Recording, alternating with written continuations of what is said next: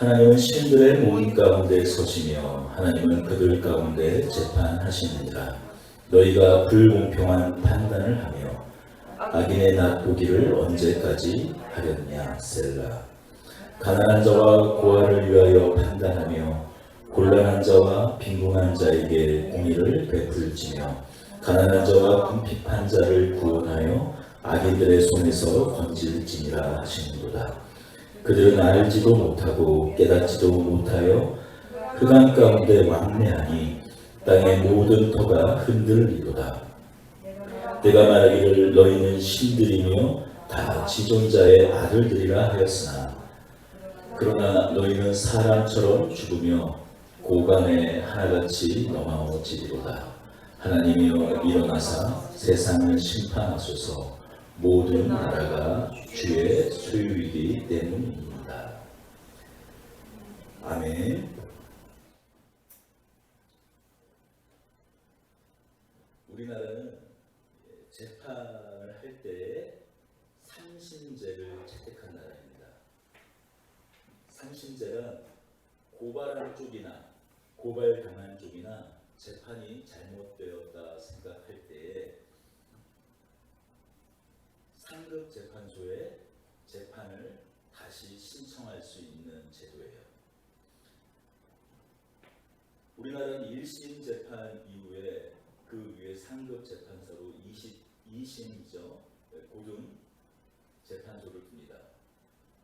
3심으로는 대법원을 두고 있죠. 누구라도 2심, 3심으로 올라갈수록 재판 경험과 경륜이 많다고 생각되는 사람이 재판관이 되어 재판할 것이라고 기대합니다. 제도적으로 상급심으로 올라갈수록 출연해서 재판관들 중에 더욱 공정한 재판을 할 것이라고 기대되는 사람을 통해서 재판을 받을 것이라 생각하는 것은 삼심제도라는 이 제도의 취지, 그것을 생각해 볼 때 너무나 당연한 기대입니다. 왜냐하면 재판관은 분명히 사람이기 때문에 실수가 있을 수 있죠. 그래서 삼심 제도를 두는 것입니다.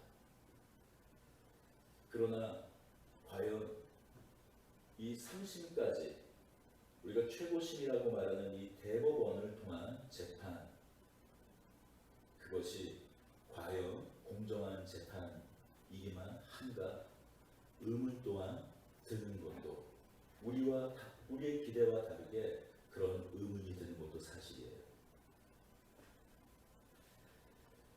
3년 전이죠. 지난 20대 대선에서 현재 야당의 대통령 후보인 이재명 씨는 지난 대선 토론 때입니다. 지난 대선 토론 때 허위 사실을 말했다는 것으로 고발을 당했습니다. 그 최종심인 대법원의 선고가 지난 5월에 있었습니다. 1심에서는 유죄, 2심에서는 무죄가 선고되었습니다. 그런데 지난 5월 6일 대법원 판결에서 다시 유죄 취지로 재판을 다시 하라는 주문이 내려졌습니다. 다시 고등법원에 내려가서 지난 2심에서의 선고의 법적인 해석이 잘못되었으니 그것을 바로잡으라는 주문이었어요. 어쩌면 다시 돌려보낸 2심 고등법원에서 벌금형 100만 원 이상이 선고가 되면 그는 피선고권을 잃습니다.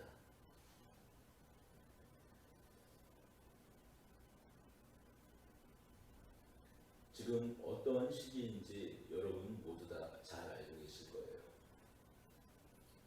실제적으로 친이 구태타였던 계엄령을 선포한 현직 대통령이 헌법재판소에서 탄핵 판결, 파면 선고를 받았습니다. 그것을 주도한 야당의 현 대권 주자가 2심에서 무죄 선고가 되었는데 3급 심인 대법원에서 유죄 취지로 다시 2심 선고로 재판이 돌려보내졌어요. 누구든 대법원이 정치에 개입했다라는 의심을 지울 수가 없습니다. 그러다 보니 이번 재판, 최고심인 대법원 재판, 또 이번에는 그 사안의 경중 때문에 대법원 전원 합의체에서 최고심을 열었습니다. 그 대표 주심이 대법원장, 이 조희대 대법관의 예전 판결까지도 그 공정성을 의심받아서 수면 위에 다시 드러나고 있습니다. 조희대 대법관이 2017년도에 한 판결이에요. 이런 좀 말로 담기에 민망한 사건이 있었습니다. 어떤 사건이었냐면 중학교 1학년이죠. 14살의 소녀입니다. 이제 갓 중학교 1학년이 된 소녀죠. 연예기획사 대표에게 성폭행을 당했어요. 거기에 임신까지 했습니다. 결국 고소당했고 1심과 2심 계속 이어서 재판할 때 조희대 재판관이 판결을 이렇게 내렸습니다. 연예기획사 대표의 손을 들어준 거예요. 그들은 사랑하는 사이였기 때문에 비록 그 소녀의 나이가 어릴지라도 사랑하는 사이였기 때문에 임신까지 했는데 아마도 연예인으로 데뷔해 주시겠다는 어떤 그런 것을 통해서 만남을 이어갖고 강제적으로 성폭행을 했겠죠. 그러다 임신까지 한 그 연예 기획사 대표의 주장을 손들어준 겁니다. 그는 무죄로 풀려났어요. 바로 현 대법원장 조희대 재판관의 예전 판결입니다. 대법원 재판관의 면면을 보면 또 이런 사람도 있습니다. 지금은 오석준 재판관으로 대법원의 한 일원이기도 합니다. 10여 년 전의 사건이에요. 한 버스 기사가 있었습니다. 야간 운행하고 그러다 보면 많이 졸고 피곤하죠.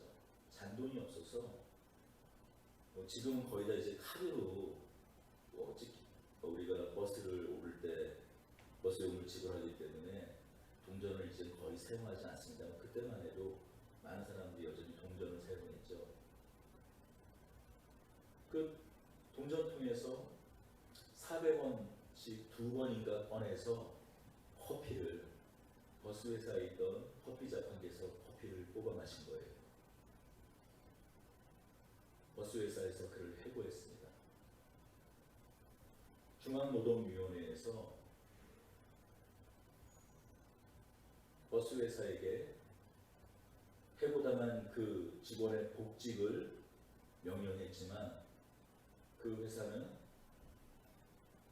다시 항소를 했고 오석준 재판관은 당시에 어쨌든 법을 어긴 것이니 하며 엄격히 법을 따져서 그를 해고한 회사에 손을 들어주었습니다.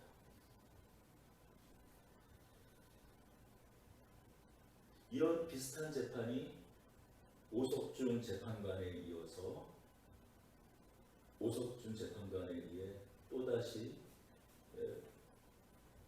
판결되어진 일이 있습니다. 이번에는 너무나 대조적인 판결입니다. 2013년인가요? 한 검사가 자신의 사건과 관계된 그 사건을 변호하는 변호사의 향응을 받았어요. 약 85만 85만 원 가량의 향유입니다. 뭐 음식 접대라든지 술 접대 그런 것을 받은 거죠. 그래서 그 검사는 검찰에서 면직되었어요. 그 검사는 그 면직이 부당하다고 항소한 거죠. 당시의 재판관이 바로 이 오석준 재판관.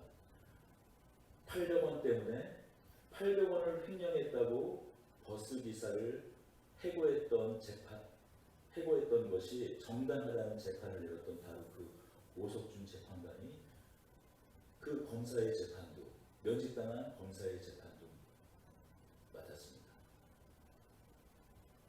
85만 원.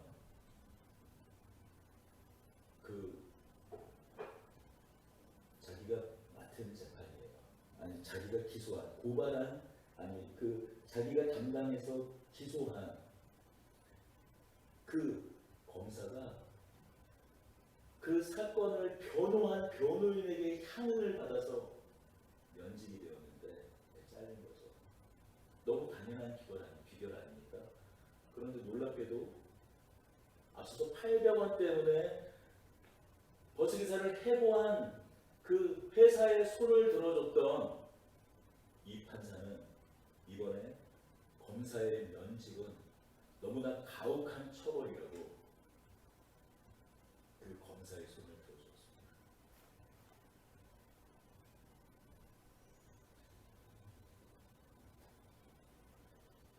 과연 이 삼심 재판관을 담당하고 있는 그 대법원 판사들의 면면을 살펴볼 때 과연 억울한 사람이 마지막으로 기댈 수 있는 이 마지막 재판이랄 수 있는 이 삼심, 이 대법관들이 있는 이 대법원, 그곳의 재판이 과연 지푸라기라도 잡는 그 심정에 억울한 사람들이 마지막으로 붙잡을 수 있는 재판관들이 있는 곳인가 생각해 볼 때 그 자질이 의심스러울 수밖에 없습니다. 이렇듯 불의한 재판관에 대한 문제는 끊임없이 있어 왔어요. 우리 사회만의 문제도 아닙니다. 어제 오늘날의 문제만도 아니에요. 오늘 우리가 읽은 시편 82편에서도 시인 아삽은 3000년 전 이스라엘 땅의 불의한 재판관들에 대해 이렇게 선포하고 있습니다. 우리 1절을 다시 한번 읽어보겠습니다. 우리 큰 소리로 읽겠습니다. 하나님은 신들의 모임 가운데 서시며 하나님은 그들 가운데에서 재판하시느니라. 하나님께서 마치 이방 신들을 재판하시는 것 같은 묘사예요. 그러나 2절을 살펴보면 하나님께서 재판하는 신들이 이방 신들이 아닌 재판관임을 알 수 있습니다. 2절을 읽어보겠습니다. 우리 큰 소리로 읽겠습니다. 너희가 불공평한 판단을 하며 악인의 낫보기를 언제까지 하려느냐. 성경에서는 재판관을 표현하는 단어를 엘로힘이라는 단어를 사용하고는 했어요. 출애굽기 21장 6절을 보면 상전이 그를 데리고 재판장에게로 할 것이요 또 그를 문이나 문설주 앞으로 데리고 가서 그곳에다 송곳으로 그의 귀를 뚫을 것이라. 그는 종신토록 상전을 섬기리라. 히브리 사람 중에서 특히 히브리 사람 중에서 무슨 일이 있어서 종이 되었을 경우에 6년이 지나 7년째 안식년이 되면 히브리 종들은 놓아주게 되었습니다. 그런데 뭐 결혼을 하거나 그 상전의 여종과 결혼을 해서 아이를 낳거나 하면 나중에 자유인이 될 때 자신만 빠져나올 수 있기 때문에 어떤 경우에는 상전의 종이 계속해서 상전의 주인의 종이 되기를 원하는 경우가 있었어요. 그럴 경우에 재판관 앞에서 문설주에 귀를 대고 속옷으로 뚫으라는 거예요. 어쩌면 이런 걸 수도 있겠죠. 뭐 영혼이 코 깬다, 뭐 그런 의미로 그런 의식을 취했던 것 같습니다. 그때 재판관으로 사용됐던 단어가 엘로힘입니다. 오늘 1절에 등장하는 단어, 신들에 사용되는 엘로힘이라는 단어. 신이라는 단어는 복수형으로 신들이라는 단어로도 사용되지만 하나님을 우리 유일하신 하나님을 지칭할 때 신적 복수형으로 어미의 복수형으로 신들이라는 표현이 엘로힘이라는 이 단어를 사용해서 하나님을 표현할 때 사용한 단어이기도 하는 단어가 바로 이 엘로힘입니다. 이 엘로힘이 재판장이라는 단어로도 사용이 된 것이죠. 어떻게 생각해 보면 너무나 당연하고 이해되기 쉬운 그 단어이죠. 생각해 보십시오. 지금도 마찬가지지만 3000년 전 그 고대 사회에서 재판장은 신과도 같은 존재였을 거예요. 자신의 생명을 쥐고 있으니 그가 판결을 어떻게 하느냐에 따라서 자신이 죽고 사느냐의 문제를 결정할 수 있는 그런 신과 같은 존재이니 재판관들에 대해서 재판장에 대해서 엘로힘이라는 단어를 사용하게 된 것은 어쩌면 이해하기 전혀 어렵지 않은 일일 겁니다.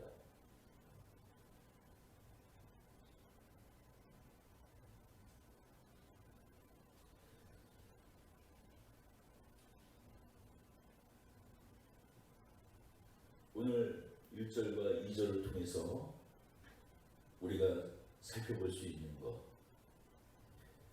하나님께서는 단순히 재판관을 꾸짖는 것이 아닙니다. 이 재판관들을 하나님께서는 하늘의 법정에 불러들여 기소하고 있는 겁니다. 고발하고 있는 거예요.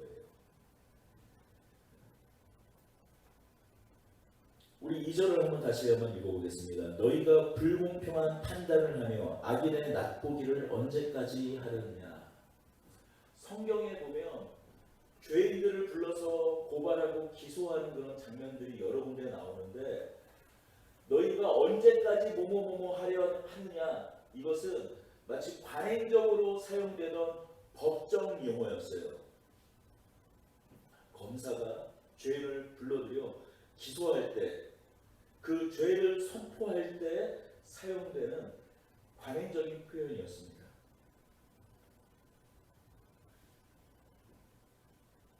더군다나 이 재판이 얼마나 엄중한지 1절에 보면 하나님께서는 그들 가운데 서서 재판하신다라고 묘사하고 있어요.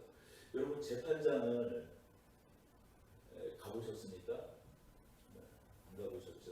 다행입니다. 저도 재판장까지는 안 가봤습니다. 재판장까지는 안 가봤어요. 그러나 신문이라든지 방송을 통해서 재판 장면을 특히 요즘에 많이 보게 되죠. 어떻습니까? 재판장이 서서 재판을 합니까? 앉아서 재판을 합니까? 앉아서 재판을 하죠. 그런데 하나님께서 서서 그들을 재판하고 있습니다. 무슨 이야기일까요? 그만큼 신들이라 불리는 그 재판관들의 불법적인 재판, 불의한 재판을 굽어지게 한, 자신들의 기득권, 자신들의 이익에 따라 재판을 굽게 한 그들의 죄를 엄히 묻고 있는 하나님의 모습을 시인은 이렇게 묘사하고 있는 거예요.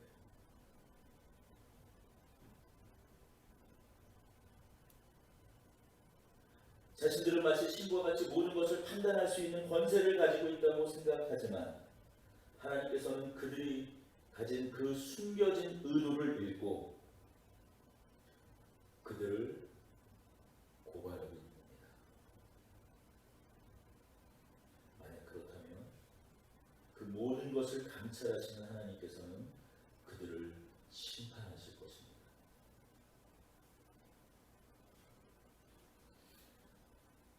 하나님께서는 친히 검사가 되셔서 그들을 기소하시고 의로운 재판관이 되셔서 그들을 심판할 것입니다. 이 불의한 재판관들의 죄가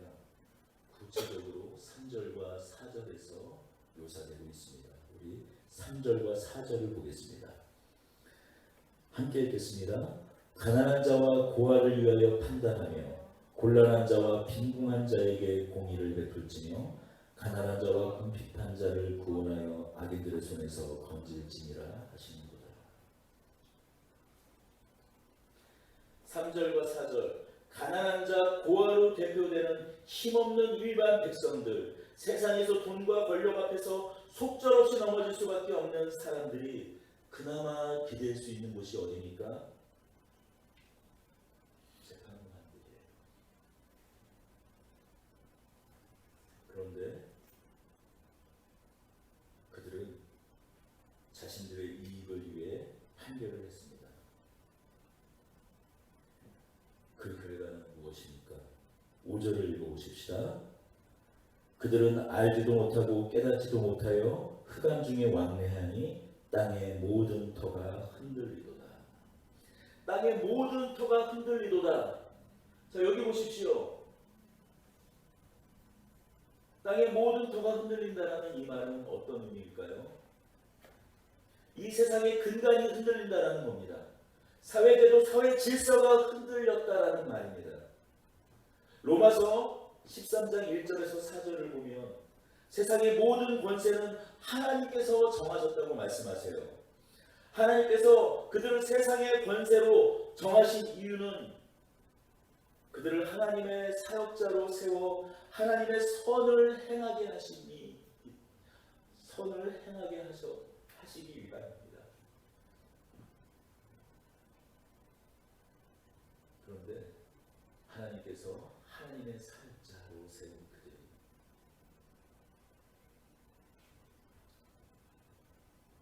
그들을 통해서 재판이 굽어졌을 때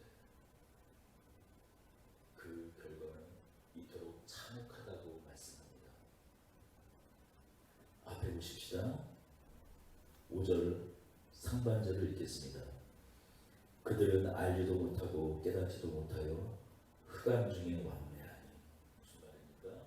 그들의 굽어진 판결을 통하여서 사회 제도, 사회의 근간, 사회의 질서가 흔들려서 세상이 암흑 가운데 빠졌다라는 거예요. 세상에 지옥문이 열렸다라는 것입니다.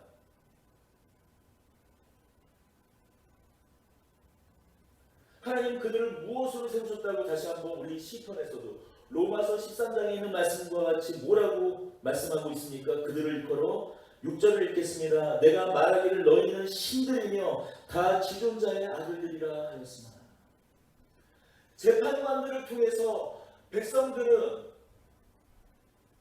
하나님을 봅니다. 하나님을 기대합니다. 의로운 재판장이 하나님과 같이 선악간의 모든 것을 자신의 사사로운 이익에 의해 판결하지 않는 의로운 재판장이신 하나님과 같은 그런 기대를 합니다.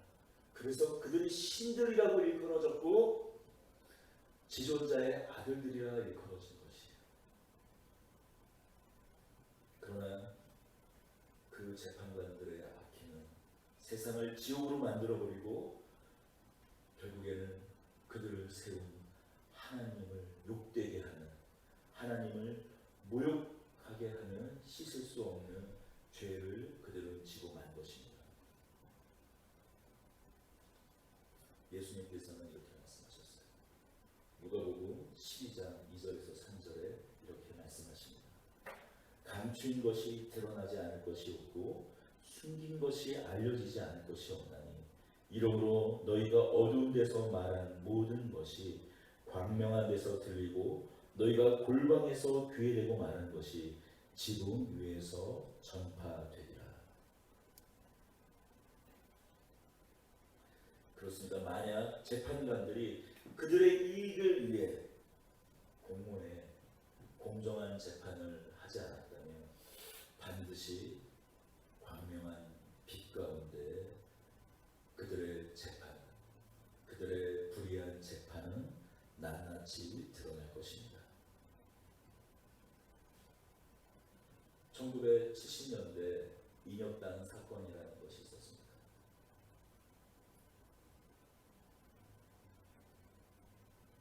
당시 독재에 항거하는 많은 시민들의 저항에 겁을 낸 박정희는 중앙정부를 통해서 간첩 활동을 하지 않은 일반 선량한 시민들을 간첩으로 둔갑시켜서 잡아들이던 대표적인 사건이 인혁당 사건이에요. 그 중에 대표적으로 제2차 인혁당 사건이라고 말하는 결국에 사형까지 집행된 이 제2차 인혁당 사건은 세계적으로도 불의한 재판으로 명성이 높은 재판이었습니다. 당시 스위스 제네바에 본부를 둔 국제법학자협회는 이 제2차 인혁당 사건으로 사형을 집행한 그 1975년 4월 9일을 사법 역사상 가장 치욕적인 날로 선포했습니다. 당시 유신 정권, 박정희 정권은 그 박정희 독재 정권은 1974년 4월 3일 있었던 그 학생들의 대규모 반유신 저항 운동을 막고 한번 62년에 군사 쿠데타를 일으켜서 정권을 잡았는데 자신의 정권이 흔들리자 다시 한번 친위 쿠데타를 일으킨 거예요. 유신을 일으켰습니다. 그것을 우리가 친위 쿠데타 그 사건을 우리 유신이라고 말하는데 그 유신 저항 운동을 막고 여론을 반전시키기 위해 간첩 사건을 조작했습니다. 바로 그것이 제2차 인민혁명당 사건이었어요. 중앙정부군은 이들의 배후에 북한이 있다라고 주장하면서 연루된 자들을 1974년 5월 27일 비상군법회의의 회부에서 국법법, 방공법 위반, 내란 예비 음모, 내란 선동죄 혐의로 기소합니다. 그리고 2심, 3심 빠르게 진행돼서 결국에 1975년 4월 8일 대법원 판결이 확정됐고 75년 4월 8일에 대법원 판결이 난 바로 그 다음날 인혁당 사건의 주동자라고 되었던 사람들은 바로 그 다음날 사형이 선고됐어요. 사형이 집행되었어요.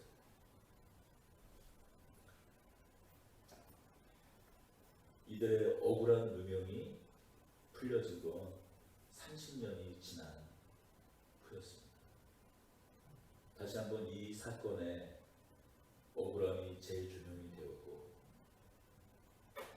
분명한 법적 근거도 없이 이들이 사형되었음을 우리가 법비라고 말하는 대법원 판사들에 의해서 사형이 되었음을 당시 진실과 화해위원회였나요? 그 화해위원회의 재심 청구가 헌법재판소에서 받아들여져서 그들은 3심을 넘은 그 대법관 마지막 판결이라고 여겨지는 그 30을 넘은 재판이 다시 이루어졌고 그들은 그제서야 누명이 풀려질 수 있었습니다. 제2차 인혁당 사건에서 사형을 당한 그 사람들의 유가족들은 어떤 삶을 살았을까요? 어떤 부모들은 수레자로 살다가 그들의 형제들은 수레자로 살다가 어떤 이는 간경화, 가난, 또 어떤 이는 자살. 그 가족들에게 씻을 수 없는 상처를 남겼습니다. 바로 대법원의 법관들에 의해 벌어진 일들입니다. 바로 우리나라 역사 가운데 바로 새겨진 일들이에요.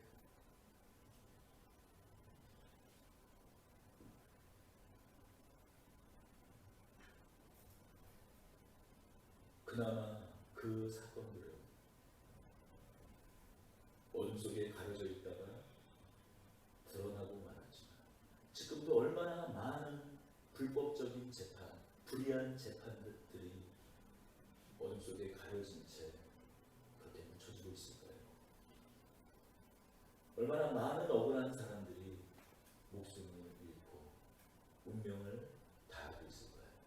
물론 사형 집행은 당하지 않지만 억울한 재판을 당하다가 자살하는 사람들, 오늘도 여전히 그런 억울한 사람들이 있지 않습니까?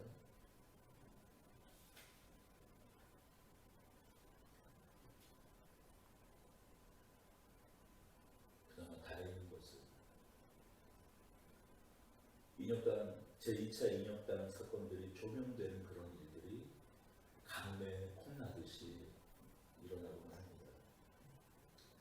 오늘 말씀을 묵상하면서 이런 생각을 했어요. 3심이 선고된 다음에 다시 재판을 받는 일은 거의 불가능합니다. 우리나라 이 사법체계상으로 불가능한 일이에요. 그럼에도 인혁당 사건이 재점돼서 3심 재판 그 결과를 뒤집는 재판이 다시 일어날 수 있는 것, 이런 일들은 하나님께서 어쩌면 우리에게 한 가지 일을 보여주는 표상적인 사건이라고 생각이 듭니다. 우리의 억울함, 우리의 탄식, 우리의 누명, 우리의 신음, 고아와 가난한 자, 누구도 기댈 수 없는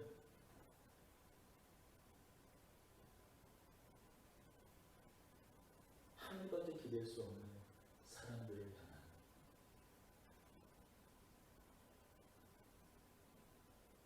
저들에게 소망을 주는 하나의 빛이라고 생각합니다. 언젠가 재판장 위의 재판장, 재판장을 재판할 의로운 재판장이신 하나님의 마지막 그 재판을 바라고 소망하며 오늘을 버티게 하시려다.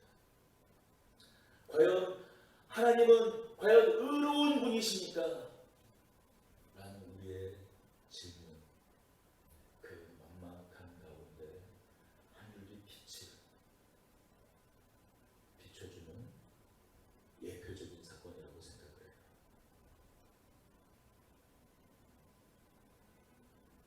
많은 사건들이 묻히고 많은 불의한 재판이 묻히겠지만 그럼에도 언젠가 의로운 재판장이 계셔서 내가 저들을 심판할 것이다 라는 그 기대, 끝날에 하나님께서 모든 우리의 애통과 애곡, 슬픔과 탄식,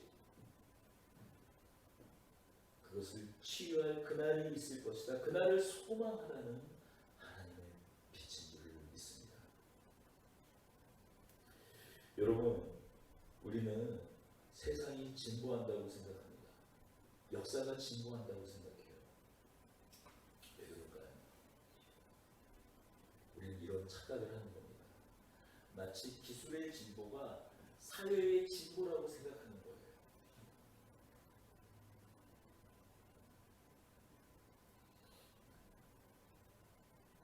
여러분, 손목에 차는 테레비, 손목에 차는 손목시계, 그 뭐라고 그러죠?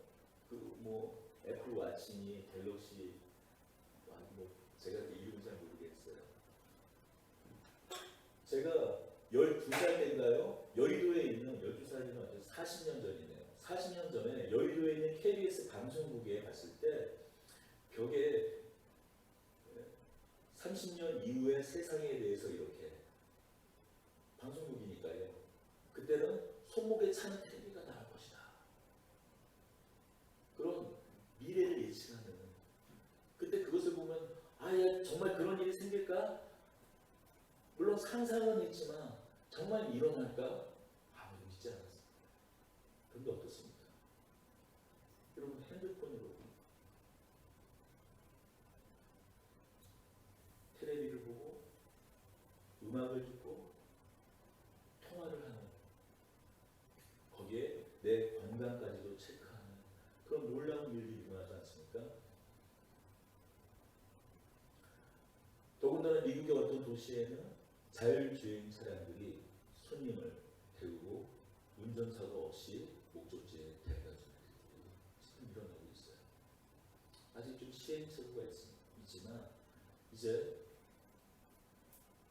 어쩌면 얼마 안 가서 직접 사람이 운전하는 것, 이것은 몇몇 소수의 아주 고상한 취미가 될지도 모르겠습니다. 이렇게 세상이 진보하다 보니, 세상의 기술이 진보하다 보니 마치 우리의 사회도, 우리의 역사도 진보한다고 생각해요. 그러면 어떻습니까? 지금도 여전히 우크라이나 그 땅에서는 전쟁이 벌어지고 있어요. 미국과 러시아를 대신한 그 대리전이 펼쳐지고 있습니다. 수많은 사람들이 희생되고 있어요. 지금도 여전히 사람들이 노예로 팔리고 있어요. 인도와 같은 곳은 어떻습니까? 중동 그 국가들을 보십시오. 12살, 13살, 아니 17살의 소녀들이 팔려가고 있어요. 지금도 방글라데시의 그 어느 곳에서는 거대 기업들의, 다국적 기업들의 이익 극대화를 위해서 학교도 가지 못한 어린 소녀들이 신발에 본드칠을 하며 어느 회사에 신발을 만들고 있습니다.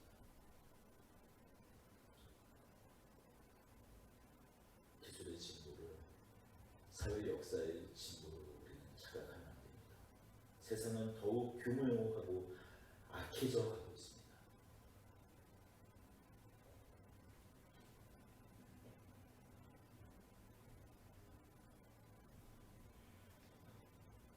하나님은 이러한 세상을 향해서 반드시 심판하실 것이라고 이렇게 말씀합니다. 우리 7절, 8절입니다.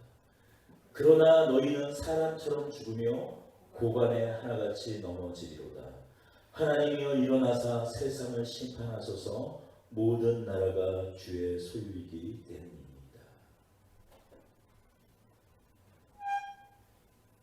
지금도 여전히 하나님께서는 심판하고 계시며 의로운 재판장이신 하나님께서 일어나서 세상을 심판하십니다. 마지막 날에 세상 모든 나라, 모든 족속이 하나님의 심판대 위에 설 것입니다. 오늘 이 시는 우리에게 무엇을 말해주고 있습니까? 혹시라도 우리 중에 누군가를 판단할 어떤 일을 결정할, 누군가를 판단할 수 있고 어떤 일을 결정할 수 있는 한 줌의 권한을 갖고 있다면 그 권한을 가진 그 사람 역시 그 모든 것을 판단하실 의로운 재판장 앞에 설 것임을 잊지 말아야 한다고 오늘 이 시를 통해서 우리는 깨달아야 합니다. 고난이 크면 클수록 하나님께서는 더욱 엄중하게 심판할 것입니다. 특히 교인들은 그러합니다. 기독교인들은 대개 자신이 진리를 소유하고 있다고 믿기 때문에 사랑하는 자리, 용서하는 자리에 서야 할 기독교인이 오히려 표독스러워지고 남을 정죄하는 자리에 서 있기 쉽습니다. 다시 한번 기억하시기 바랍니다. 우리가 정죄하는 그 판단, 그 기준을 가지고 하나님께서는 우리를 판단하실 것입니다. 이 사실을 잊지 마시기 바랍니다.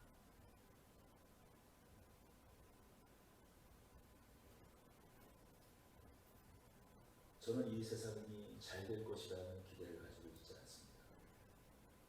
자주 드리는 말씀이죠. 예수님께서 그 말씀을 하시기 때문에 세상 끝날에 사랑을 보겠느냐,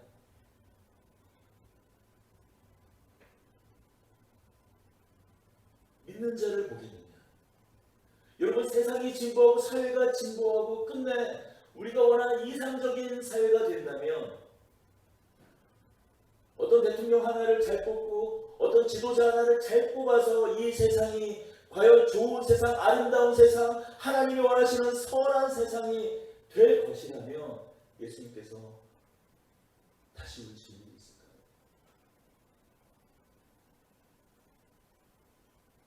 저는 성경을 뒤져보고 뒤져봐도 아무리 뒤져봐도 세상에 소망할 것이 없다고 믿습니다.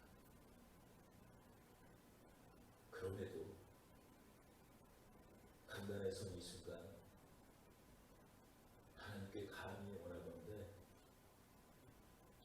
이 어두운 세상 가운데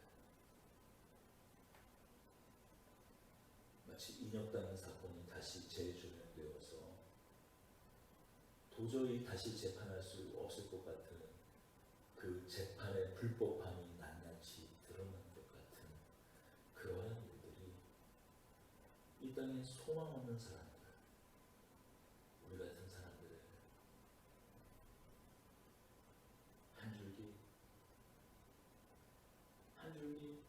그 아주 작은 신락 같은 그 실이라도 붙잡을 수 있도록 그러한 일들이 다시금 일어나길 원합니다. 그래서 마지막 날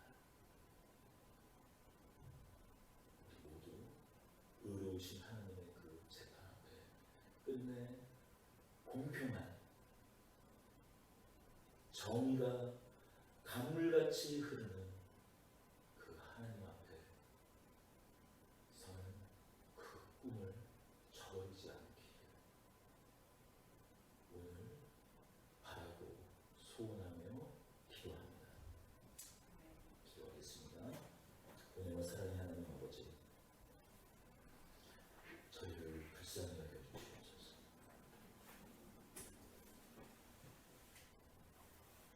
은혜를 베풀어 주시옵소서. 저희가 오늘 이 시간 말씀을 통하여 다시금 하나님을 붙잡습니다. 아니 하나님, 저희를 붙잡아 주시옵소서. 저희를 살려 주시옵소서. 이 흑암 가운데 걷는 것 같은, 이 지옥을 걷는 것 같은 이 시대 가운데 저희들이 정신을 차리고 살 수 있도록 주님 저희를 붙잡아 주시옵소서. 우리 주 예수 그리스도의 이름으로